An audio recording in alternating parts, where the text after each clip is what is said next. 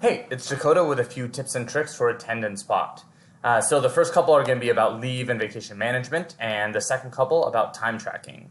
So the first thing I want to talk about is the delegate command. So if you're a manager, you go on vacation, you want to make sure that your direct reports requests, whoever you're approving, go to someone to be approved, especially if that's a long vacation. And so that's handled simply by typing to AttendanceBot delegate.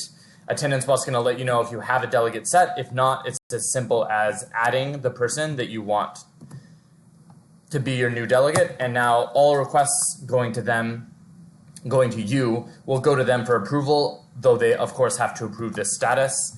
And I'm going to go ahead. I've come back from vacation, and I want to change that. So I'm going to go to Change Delegate and type NA, and I have regained access over my own approvals. Super handy function if you're a manager.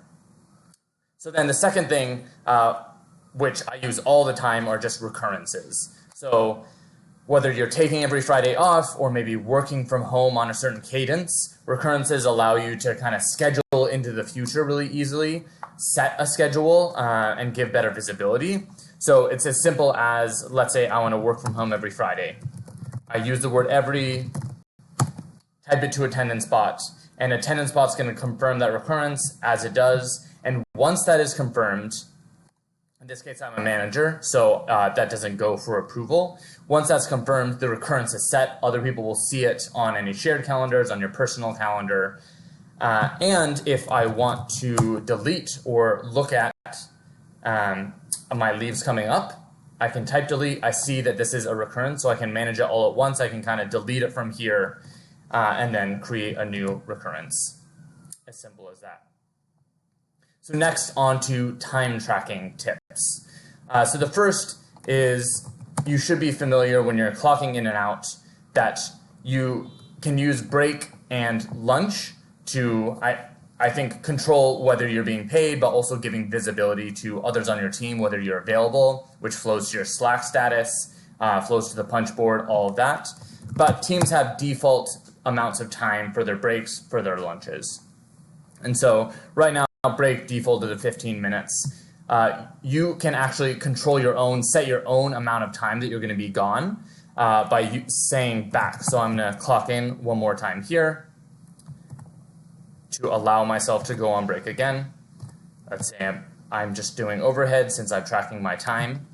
And so now I can say back in, let's say, 47 minutes.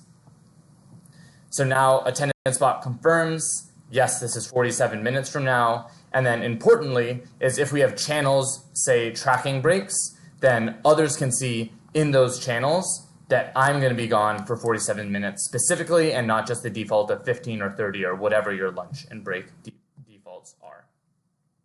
So the last thing I want to talk about is personal time tracking.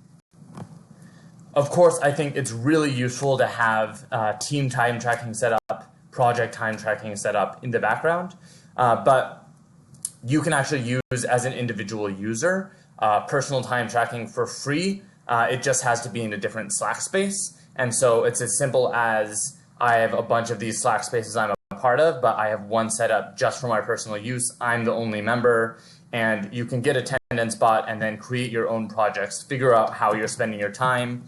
No one else is seeing this, but you're going to be able to select to control what you're doing with your time and kind of track that yourself. And I think that's just a really useful thing that anyone can do, and I'm a personal fan. Hope this was helpful.